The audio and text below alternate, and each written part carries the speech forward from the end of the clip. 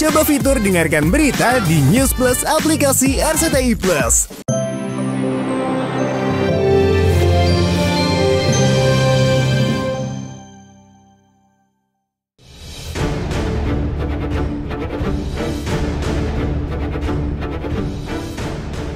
Setelah resmi ditetapkan sebagai tersangka atas kasus penggelapan uang perusahaan dan penyalahgunaan jabatan, ex-karyawan keuangan di perusahaan milik pasangan selebriti Anang Hermansyah dan Ashanty, Ayu Hoirun Nurisa, tak lantas pasrah menunggu waktu kapan penyidik segera melakukan penahanan atas dirinya.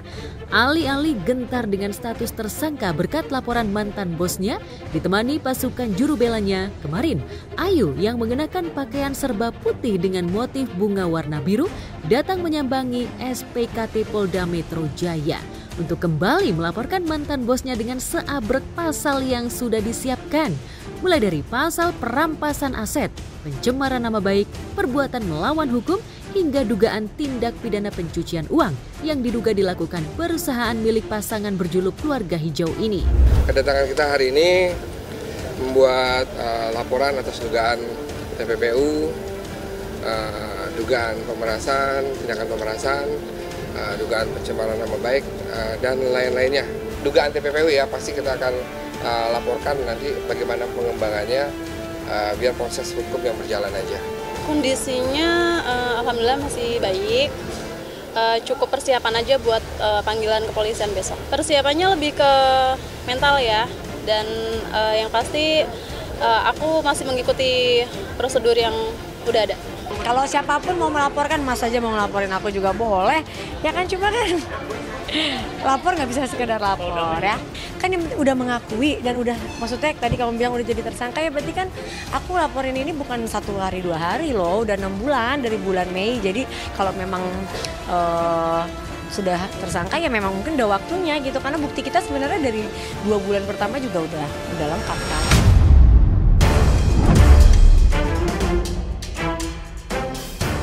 Tahu dirinya dilaporkan untuk kesekian kalinya dengan sejumlah pasal yang dilayangkan kubu Ayu. Alih-alih ciut nyalinya, Ashanty malah mempersilahkan kubu Ayu untuk melaporkannya sebanyak mungkin tuduhan hukum.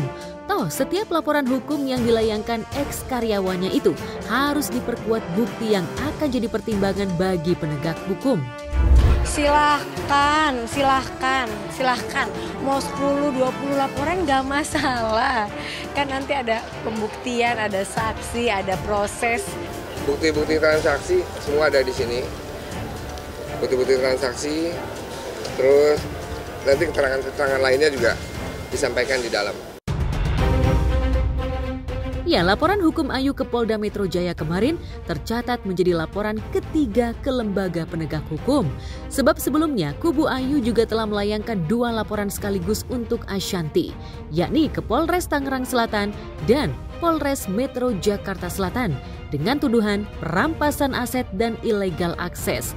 Tapi pada laporan kali ini Ayu dan pengacaranya sesumbar memiliki bukti berupa catatan keluar masuk uang perusahaan hingga catatan pembayaran pajak yang diduga diakali manajemen perusahaan. Yang jelas kita akan segera akan melapor ke Ditjen Pajak dengan beserta bukti-bukti dan yang kita pegang ya Mbak Ayu ya, dan juga kita akan BAI tambahan nanti di Polres Selatan terkait dugaan TPPU-nya. 8 tahun menjadi orang kepercayaan yang mengatur hilir mudik keuangan kantor. Jelas membuat Ayu tahu seluk-beluk keluar masuk uang. Mulai dari jumlah pembayaran honor atau gaji karyawan, pembayaran pajak, hingga kebutuhan lainnya sesuai ketentuan aturan ketenaga kerjaan dan aturan pajak yang berlaku. Lantas benarkah Ayu akan membongkar praktek kecurangan dalam pembayaran gaji karyawan hingga dugaan pengemplangan uang pajak? Saya sudah sampaikan ke keluarga, saya sudah sampaikan juga ke kuasa hukum. Kemungkinan terburuknya saya sudah terima. Kalau aku kan karena prosesnya udah berjalan ya, jadi ya udah berjalan aja gitu untuk saat ini. Ya karena bagi aku udah nggak mau menanggapi, karena dia nggak menanggapi kasusnya, ngomongnya udah ngantur dan udah kemana-mana dan nggak ngerti apa yang dia bahas.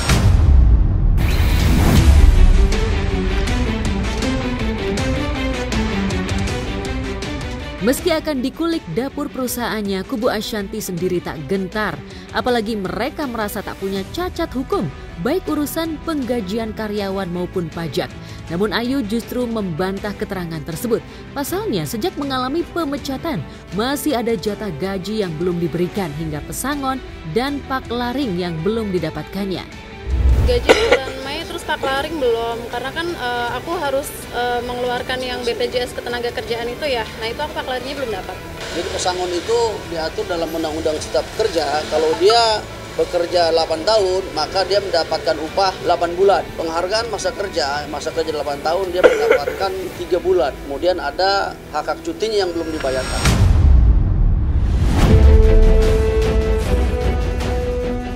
Inisiatif juru bela Ayu sendiri menambahkan laporan TPPU nampaknya lebih sebagai strategi menggertak kubu Ashanty agar memilih menyelesaikan kasus ini dengan cara mediasi.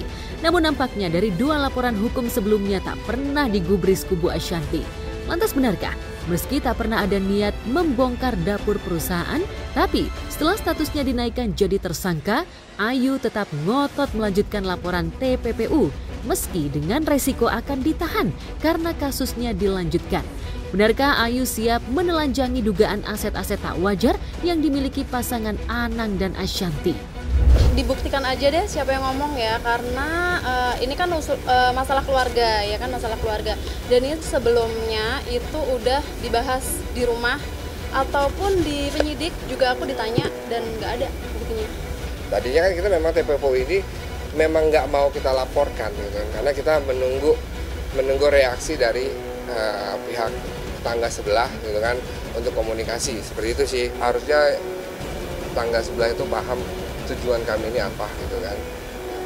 Namun karena memang mereka mau gaspol ya kita gaspol lagi. Jadi udah bagi aku sekarang ikutin aja prosesnya.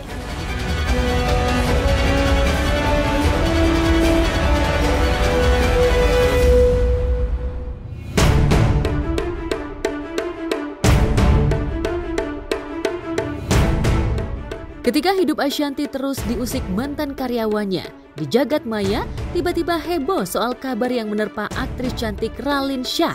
Tapi kali ini bukan soal capaian karir akting maupun kisah asmaranya yang dikulik, tapi justru soal ayahnya Rahmat Shah yang baru saja ketiban apes setelah tertipu oleh komplotan narapidana dari Lapas Tanjung Gusta Medan. Komplotan penipuan daring atau scammer itu beraksi sejak 19 Agustus 2025 lalu. Saat itu Rahmat Shah mendapat pesan melalui WhatsApp yang menggunakan foto putrinya Raline Shah. Sang penipu meminta uang atas nama Raline dengan modus untuk membeli emas batangan antam. Tersangka Muhammad Syarifuddin Lubis menyamar menjadi Raline Shah menghubungi Rahmat Shah. Pesan yang disampaikan pelaku tampak meyakinkan hingga permintaan sejumlah uang pun dipenuhi Rahmat. Pertama, mentransfer uang sebesar 24 juta rupiah, kemudian 88 juta keesokan harinya. Hari berikutnya 100 juta rupiah, sehingga total uang yang telah ditransfer korban ke rekening atas nama Rizal mencapai 254 juta rupiah. Bersangkutan meminta kepada orang tuanya untuk membeli emas. Dia meminta uang sebesar 24 juta. Masa kemudian si terlapor saudara Muhammad Syarifuddin Lubis meminta kembali untuk membeli emas antam sebesar 42 juta 100 juta rupiah. Jadi total kerugian yang dialami oleh korban dalam hal kelompok Rahmat Shah sebesar 254 juta. Setelah pengusaha asal Medan ini berusaha menghubungi langsung putrinya, kecurigaan muncul setelah tak mendapat balasan. Sejak saat itulah Rahmat baru sadar jika dirinya telah tertipu. Ayah Raline Shah kemudian melaporkan pelaku ke Polda Sumut. Pihak Direktorat Reserse Siber Polda Sumut pun akhirnya langsung menangkap sindikat penipuan scammer yang dikendalikan oleh narapidana kasus narkotika di Lapas Tanjung Gusta Medan. Polisi telah menangkap 4 pelaku yakni Muhammad Syarifuddin Lubis, warga Kabupaten Langkat, dan Rizal, warga Kota Medan. Kemudian 2 tersangka lainnya yakni Indri Permadani, warga Kabupaten Langkat, yang juga kekasih dari tersangka Muhammad Syarifuddin Lubis, dan Tika Handayani, warga Kota Medan.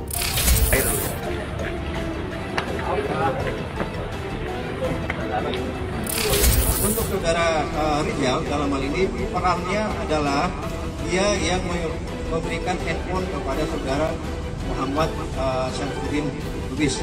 Kemudian ketika rekening tersebut sudah dikirim, si Rijal mentransfer lagi kepada layar kedua, yaitu saudari Indri Permadani.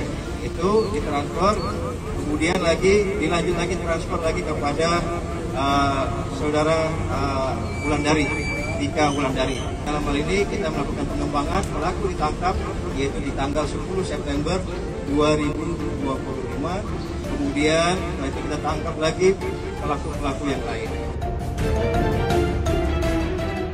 Sejak kasus ini mencuat, Ralin yang diketahui sebagai staf sus Kementerian Komdigi ini belum memberi klarifikasi, bahkan melalui media sosial miliknya. Namun, Ralin diduga ikut membantu pelacakan pelaku, apalagi ia bekerja di kantor kementerian yang mengurusi salah satu bidang kejahatan digital.